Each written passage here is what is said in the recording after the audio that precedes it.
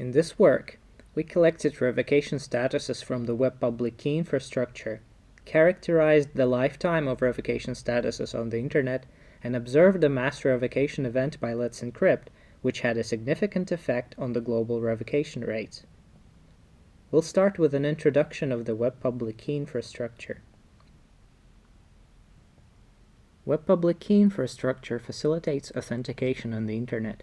It openly associates Internet names to subjects and their public keys.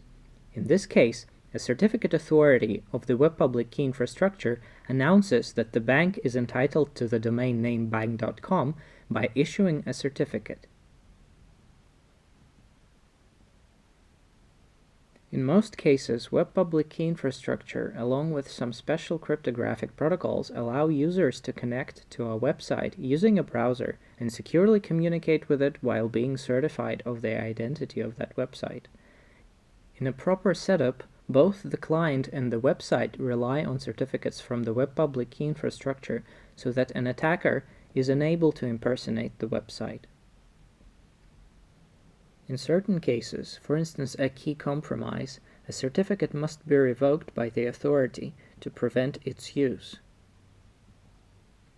In the CRL protocol, upon connecting to a server, a client fetches a certificate revocation list from the corresponding certificate authority. And in the OCSP protocol, a client requests the status of a particular certificate.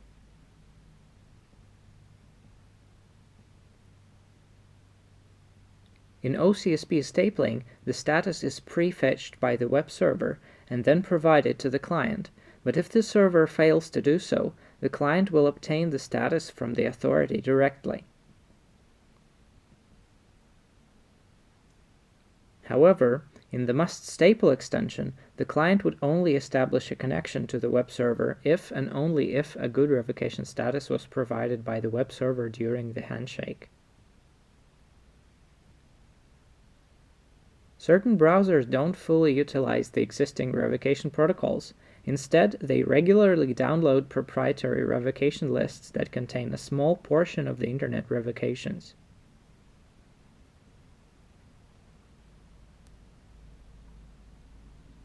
In our work, we performed a 4-phase measurement. In Phase 1, we collected certificates trusted by major browsers with expiration dates between March 2nd, 2020 and April 1st, 2020. The second phase lasted throughout the whole measurement campaign. There, every 12 hours, we've been fetching all CRL lists that were extracted from the above certificates. In the third phase, we performed a first OCSP pass, where for each of the certificates, the initial revocation status was determined less than a day before the certificate expires. And in the fourth phase, the certificates that were found to be revoked during the previous phase were followed for 100 days until July 10th, 2020.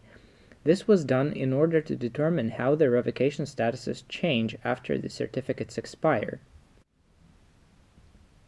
Shortly after the beginning of our measurement, Let's Encrypt, the largest CA on the Internet, performed a mass revocation, which affected a lot of certificates from our dataset.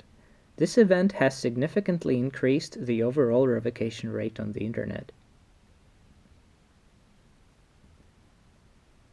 In total, using the census database, we obtained almost 50 million certificates trusted by major browsers that expired during the 30-day period. After following up on the certificates, we found the corresponding revocation rates for Let's Encrypt and other CAs. The mass revocation event happened shortly after the start of our measurement. Normally, Let's Encrypt has a relatively small revocation rate compared to other CAs.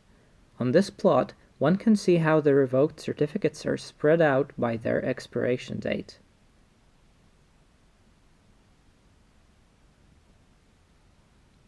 All CAs are required to use OCSP protocol to deliver revocation statuses. Some CAs, however, continue to use traditional certificate revocation lists for all or some of their certificates. On the other hand, Let's Encrypt, the largest CA, does not use the CRL protocol at all.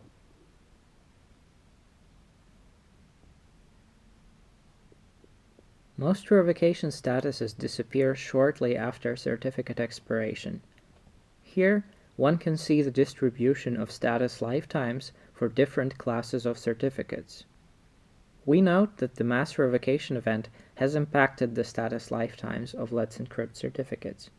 Moreover, revocation statuses of extended validation certificates have a longer lifespan.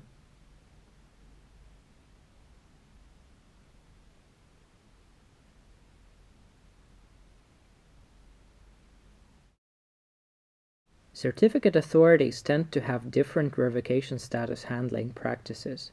Here, red bars indicate the percentages of revocation statuses that were maintained longer than 30 days, and gray bars indicate the statuses that were maintained between 7 days and 30 days.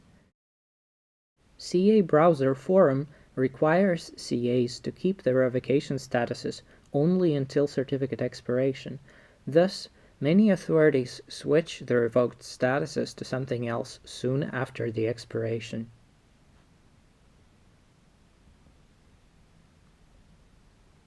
The last status change of a certificate typically results in the loss of a revocation status. Most CAs change the signed revoked status to an unsigned unauthorized status. In some cases, however, the status is maintained indefinitely. Other statuses are switched to an unknown state. For other certificates, the statuses are set to a good state or aren't returned within the acceptable time interval.